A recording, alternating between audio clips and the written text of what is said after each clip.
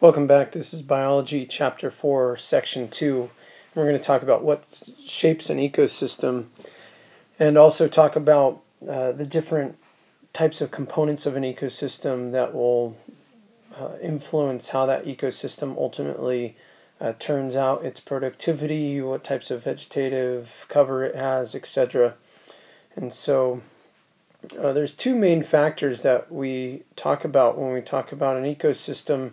And I apologize up front, I'm not sure why, but bullet points changed to ends when I converted the file. Who knows why, so just ignore the N. And so biotic and abiotic factors influence an ecosystem and shape them. So both biotic factors influence an ecosystem and abiotic factors influence an ecosystem. And so anything that's living can shape an ecosystem. Anything that's non-living can shape an ecosystem. So if you look at this photo right here, you have abiotic factors and biotic factors, both contributing to the productivity of this ecosystem. So a biotic factor would be something like these living trees or some of the other vegetative cover. We can't see animals, but there's lots of other organisms that shape this ecosystem in this photo. And then abiotic factors would be stuff like the water and how it influences the ecosystem, the temperature, the atmosphere, those sorts of things would be abiotic factors. And both shape the way that ecosystem looks and functions. And so again, real quick, so biological influences on organisms with an ecosystem are called a biotic factor. And so this includes all living things and how that organism might interact. So in this ecosystem here, we have many biotic factors, but these two organisms interacting the way they do is a biotic factor that ultimately has a large influence on the ecosystem around it. Abiotic factors or non-living factors are going to shape the ecosystem as well. And these factors are going to include temperature, precipitation, humidity, wind, nutrient availability, soil type, sunlight, anything that's non-living. You can ignore the ends. Anything that's non-living, but these are ones that are key, and these shape and influence the way an ecosystem functions.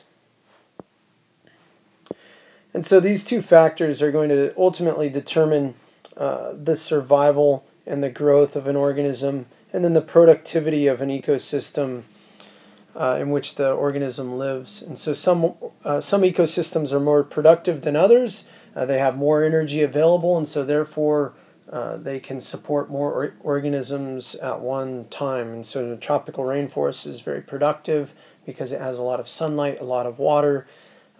Those are abiotic factors that ultimately influence the unbelievable amount of life in the rainforest, and they sort of interact together. And so we can describe where a particular organism lives. And so an area that the organism lives is called its habitat, much like some of our terrariums where we have a habitat, enclosed habitat for living things like we have here. It includes biotic and abiotic factors too. If you're trying to have a goldfish, well, you have abiotic factors, the temperature of the water, the oxygen in the water, that sort of stuff influencing the goldfish, but then also the goldfish being a factor in that system as well. And so this is known as the organism's habitat, the place in which it lives, and that includes both biotic and abiotic factors.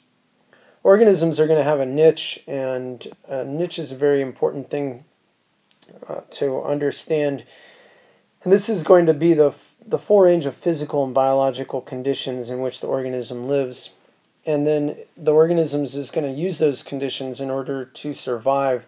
So basically it has an organism has a particular role or place in an ecosystem, and we call that their niche.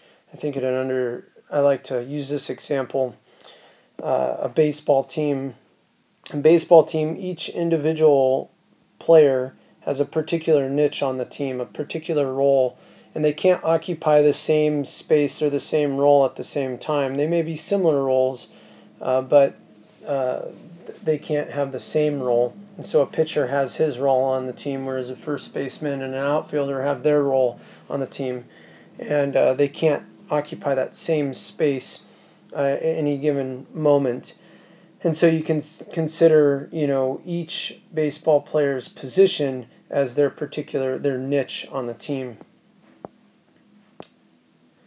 So organisms interact very closely, and they're going to be interacting constantly in various ways. This can be just general competition for resources, can be predation, one organism eating another, and these interactions, all the community interactions, are going to ultimately affect the ecosystem and how it and shape their ecosystem.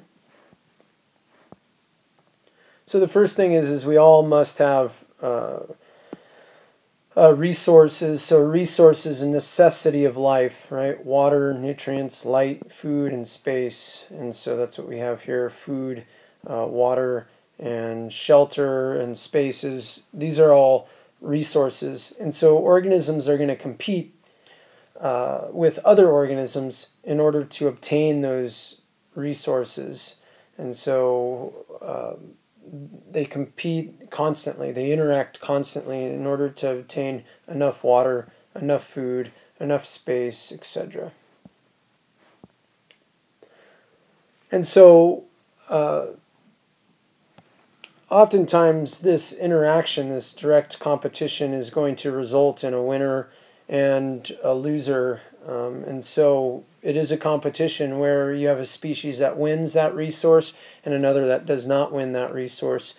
And so the losing organism often is going to fail to survive. And so the winning organism is one that is best fit for that particular environment or that habitat.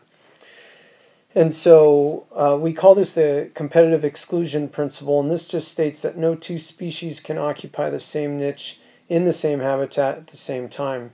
And so they occupy just slightly different spaces and niches in the ecosystem. And this is because of this idea that there's a winner and a loser in terms of gaining resources in an ecosystem. And so if you look at this, this is a diagram in your book. I'm not sure why it got messed up over here. But essentially this shows different types of warblers, a type of bird. And here's a spruce tree. And these different types of warblers occupy a different space in terms of finding food on this one type of tree. And so that's called a niche, and so this is that competitive exclusion principle, because if they occupy the same part of the tree, then one species is going to win and one's going to lose. And basically this happens over time, and that's sort of what forms where they're going to interact on a tree or wherever that might be. So these organisms are competing for resources, and ultimately it causes them to occupy a particular space in the ecosystem.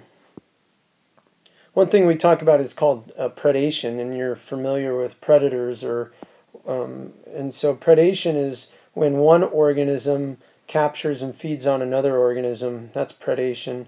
And here's a common known, very beautiful predator that unfortunately are going endangered and extinct. But that's a predator. So the one that's eating the other organism is called the predator, and the food for the organism is called the prey. Symbiosis is this close relationship. So when two species live closely together, we call it a symbiotic or symbiosis. And so we have a few different symbiotic relationships: mutualism, commensalism, and parasitism. And so over here we have mutualism right here. This picture right here is of an ant. And an ant has a mutualistic relationship with these little guys called aphids. And this is where you could put two happy face symbols here. In a mutualistic relationship, both benefit. So in this case, the ant benefits by taking some what they call honeydew from the back end of a aphid, and that's nutrients for and sugars for the ant. And then the ant provides protection for the aphids and provides moves them around along a plant in order to get better food and such. So in this case, it's a mutualistic relationship, and both are benefiting. Commensalism is one where you have, it's this one right here, whale and barnacles. So you have barnacles on whales, and the barnacles are benefiting, so the barnacles have a happy face. They're benefiting, but it really doesn't affect the whale at all. And so the whale is indifferent. It doesn't matter whether the barnacles are there. It's not benefiting the whale. It's also not hurting the whale. That's commensalism.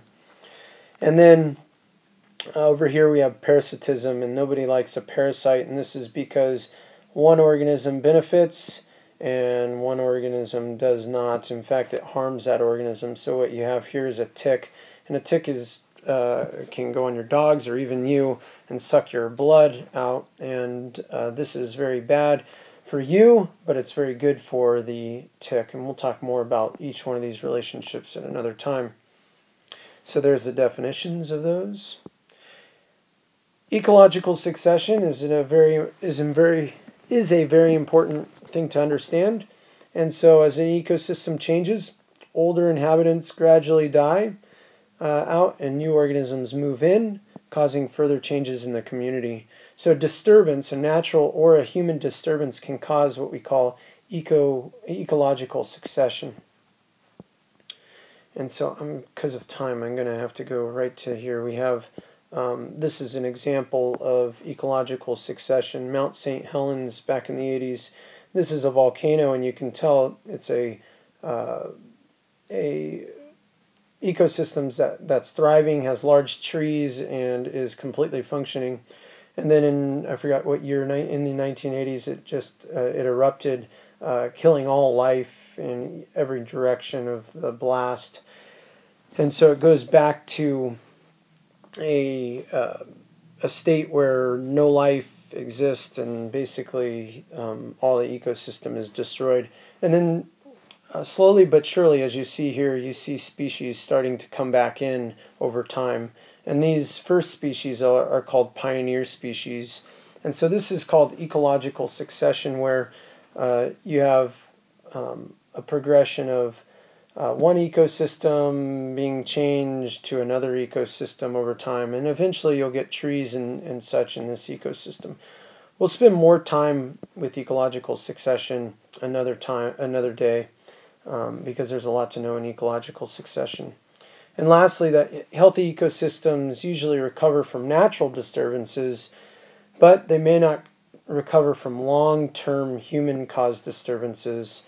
And so we'll talk a little bit about this and examples of this, but some of the human disturbances are quite drastic on natural systems, and it can really cause some severe damage where it's hard for an ecosystem to recover from that.